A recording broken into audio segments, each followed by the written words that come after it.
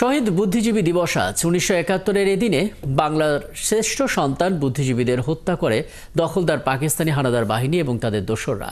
এই দিবসটি উপলক্ষে জাতির শ্রেষ্ঠ সন্তানদের প্রতি গভীর শ্রদ্ধা নিবেদন করেছেন রাষ্ট্রপতি মোহাম্মদ শাহাবুদ্দিন এবং অন্তর্বর্তীকালীন সরকারের প্রধান উপদেষ্টা অধ্যাপক ডক্টর মোহাম্মদ ইউনূস।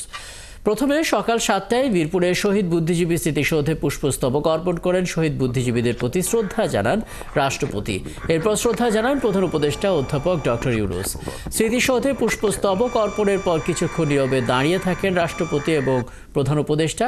এ সময় বেওগলে বাজানো হয় করুণ সুর। শহীদদের প্রতি শ্রদ্ধা জানিয়ে গার্ড অব অনার প্রদান করে 3 বাহিনীর একটি চৌকস দল।